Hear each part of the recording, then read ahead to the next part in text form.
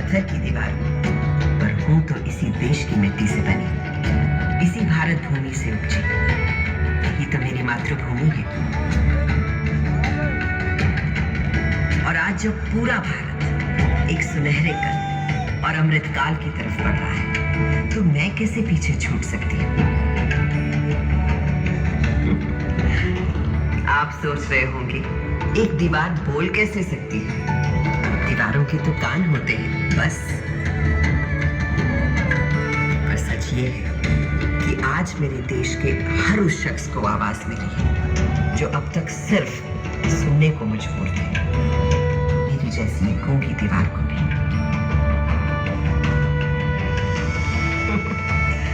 ऐसा नहीं कि सुनहरा समय मेरी मातृभूमि ने पहली बार देखा। मेरा भारत तो हमेशा से सोने की चिड़िया कहलाता था और एक के बाद एक कई स्वर्णिम काल देखता रहा है। अब मेरी जन्म कुंडली ही देख लीजिए।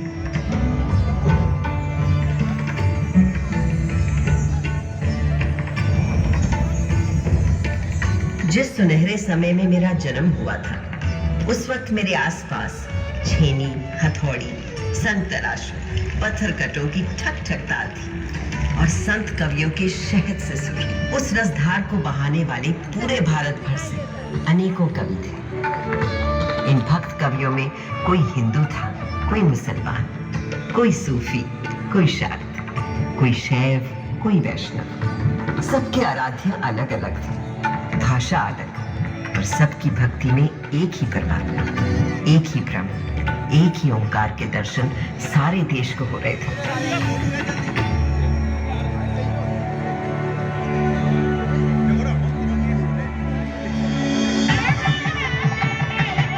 यही तो दिखता है हमारे देश के त्योहारों में, जब एक ही दिन, एक ही मुहूर्त, जैसे मकर संक्रांति पर खिलाते हैं अलग अलग उत्सव रंग।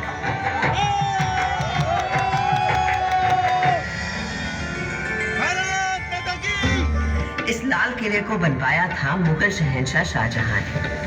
बलुए पत्थरों से मुझे गढ़ा गया था और इस मजबूती से कि 400 साल बाद आज भी मुझे हिलाना नामुमकिन है।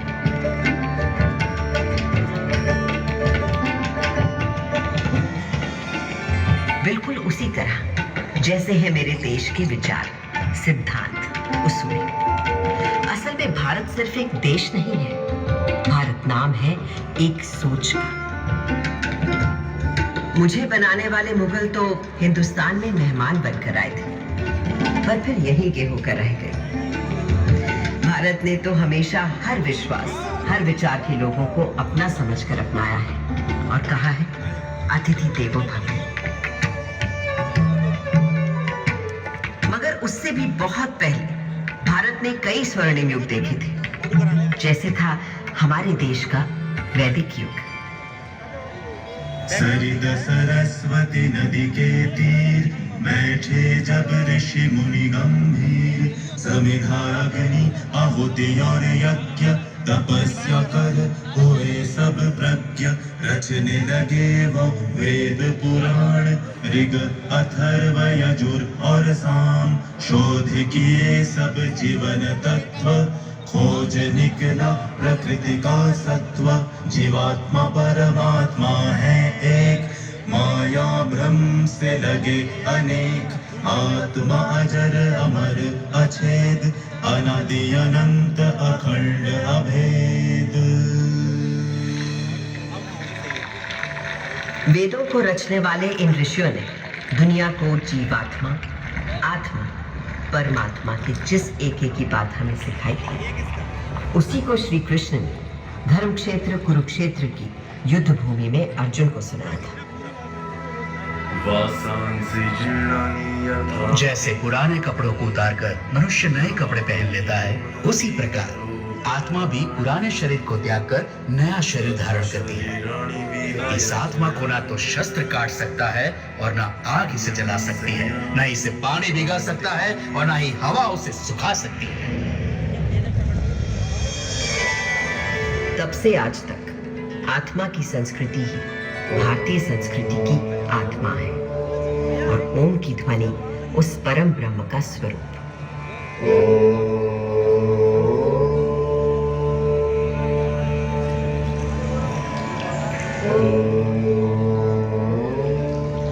सरस्वती भले ही आंखों से ओझल हो गई हो, पर नासा के सर्वेक्षण बताते हैं कि सरस्वती अभी तक जीवित है और अब धरती के भीतर भीतर बहती है।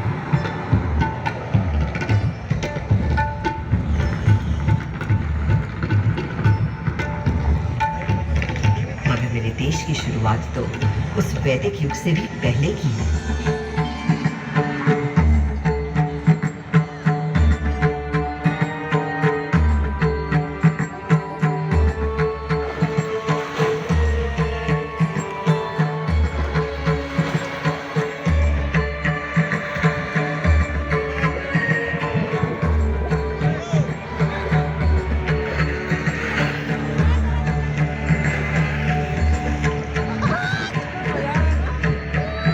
सिंधु के किनारे एक ऐसी सभ्यता उभरी, निखरी, संवरी जो संसार में कभी भी कहीं भी नहीं देखी थी। उस वक्त के हमारे शहर थे स्मार्ट इंटेलिजेंट सिटीज।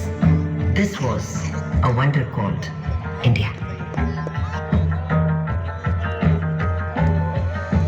5000 साल पहले जो बुनियाद सिंधु सरस्वती सभ्यता के समय डाली गई थी, वो आज भी हमारे भारत का आधार है। संस्कृति का ऐसा अखंड अटूट सिलसिला आपको संसार में कहीं भी नहीं मिलता। हमारा देश नए को अपनाते हुए भी कभी पुराने को नहीं भुलाता। इसीलिए तो कल का भारत आज भी जीवित है और कल भी रहेगा।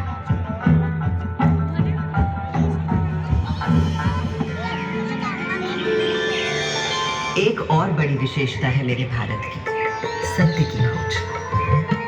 भारत नाम का अर्थ ही है भा, यानी प्रकाश, और उसकी खोज में लगा हुआ व्यक्ति। प्रकाश यानी सत्य की खोज में केवल योगी, मुनि, ऋषि ही नहीं, सुख सुविधा में पले बढ़े राजा राजकुमार भी किसी से कम नहीं रहे।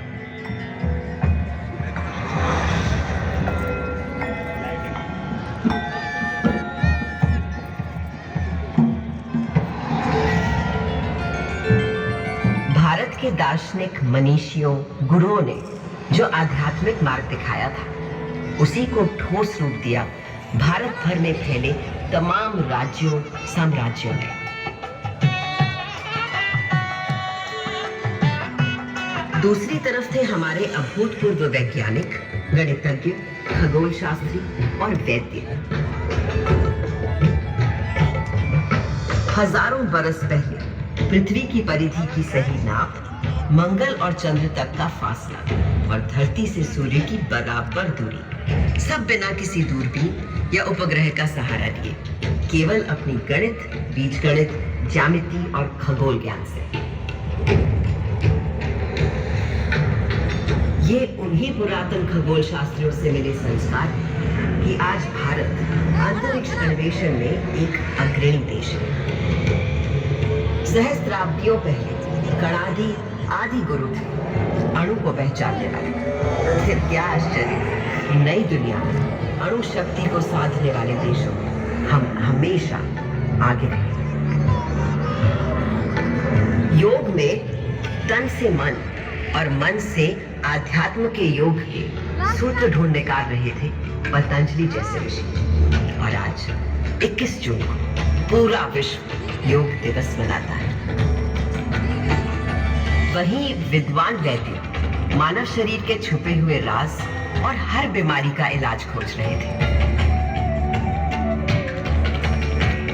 सर्जरी की भी शुरुआत इन वैद्यों ने कर डाली थी और कटे अंगों को जोड़ने के लिए प्लास्टिक सर्जरी की।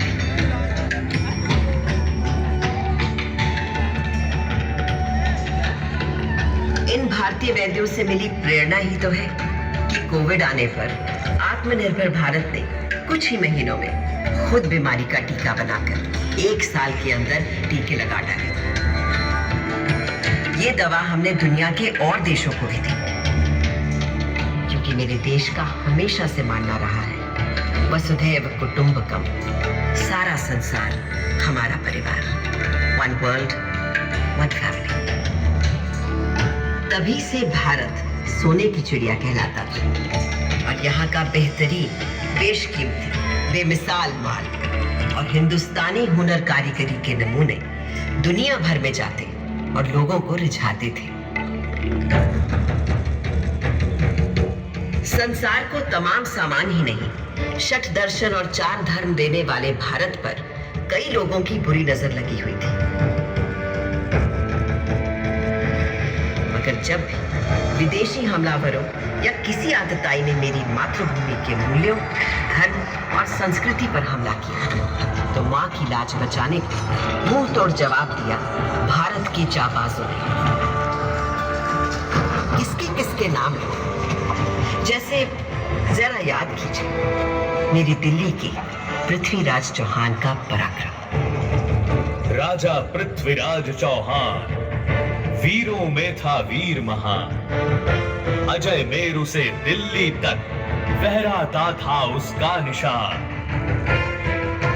8 बार था किया पराजित जब गजनी से आया गौरी, पर था दुर्भाग्य 9वें युद्ध में टूट गई वो पक्की डोरी। हमारे राजा पृथ्वीराज चौहान को मारने से पहले क्या आप इनका शब्द भेदी बाण का कौशल नहीं देखना चाहेंगे, जब यह बंद आंखों से केवल आवाज सुनकर ही शिकार पर निशाना लगा लेते हैं। ये अंधा क्या निशाना लगाएगा? लगाएंगे महाराज पृथ्वीराज निशाना, बस आप आज्ञा तो दीजिए और दीजिए इनके हाथ में एक धनुष बाण। चलो ये तमाशा भी देख लेते हैं इस काफिर के मरने से पेशतर। दे दो इस अंधे को तीर कमान।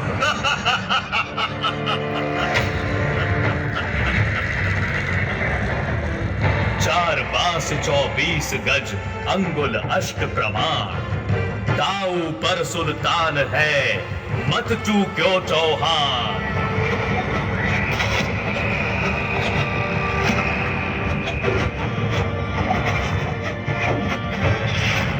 यूं मरकर भी उस राजपूत ने बचा लिया भारत का मान। धिक्कार है उन्हें मरा समझो, कायर जो जिए पिए अपमान।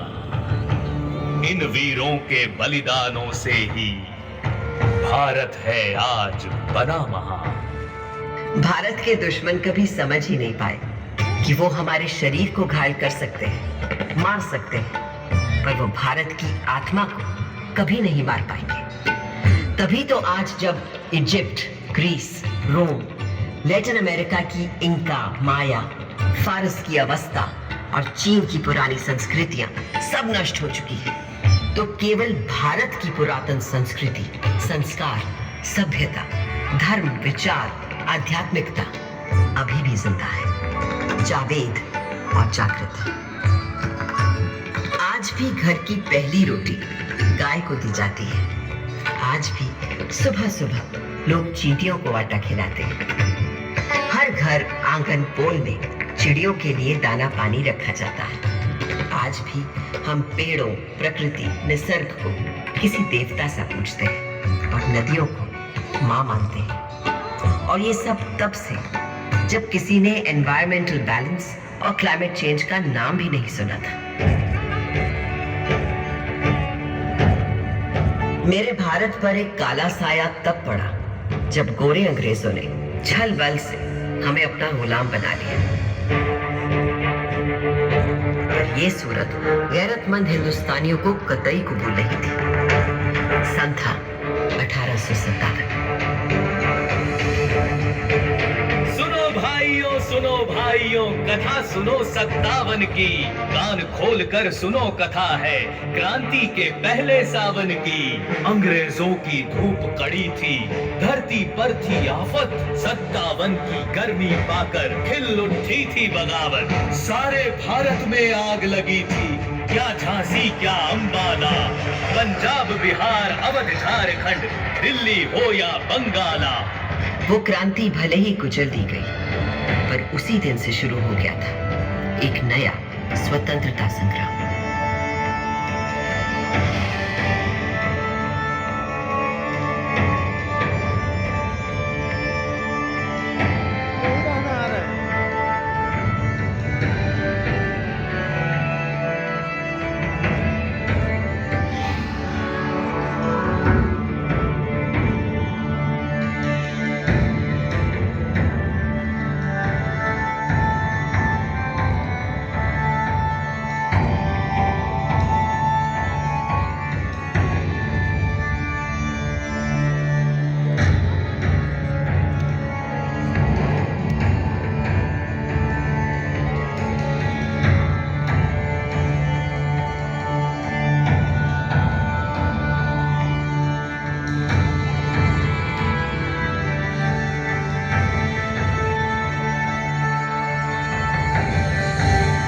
90 साल लंबी जंग आज़ादी के बाद जब मेरे भारत ने 15 अगस्त 1947 को स्वतंत्रता पाई, तो उस दिन सदियों की गुलामी के बाद मेरे लाल किले पर भी आज़ाद भारत का परचम लहराया गया था। उस दिन से आज तक देश के 14 प्रधानमंत्री हर वर्ष स्वतंत्रता दिवस को यहाँ आते हैं और जब देश का गौरवशाली तिरंगा फहराते हैं तो मैं गर्व से और तन जाती हूँ।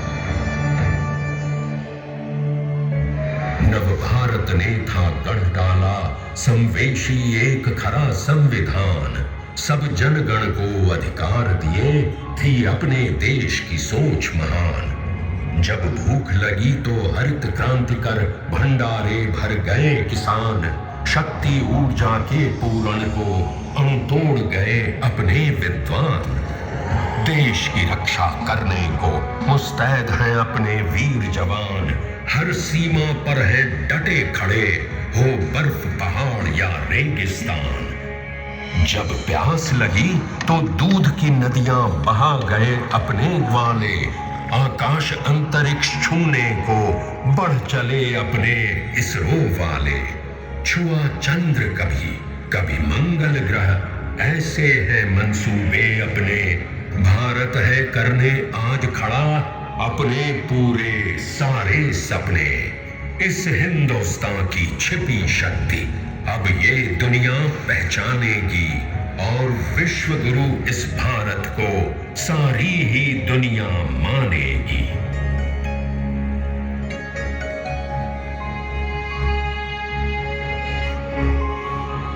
400 सालों में मैंने बहुत कुछ बदलते देखा है, पर जिस तेजी से अपने देश में बदलाव आज मैं देख रही हूँ वो अद्भुत है, अद्वितीय है। और मुझे विश्वास है भारत एक ऐसा उन्नत, विकसित, उज्ज्वलित भारत होगा जिसे शायद मैं भी पहचान नहीं पाऊंगी।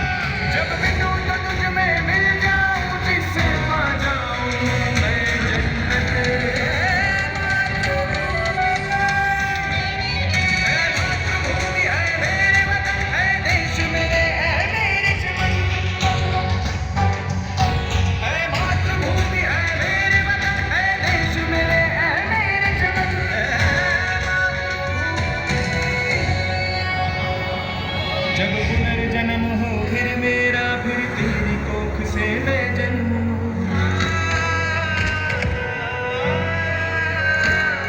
फिर तेरे जल से प्राण मिले, फिर तेरी हवा में सांसें, फिर से आकर इस धरती पे धम्मं शरणं के बोल सुन।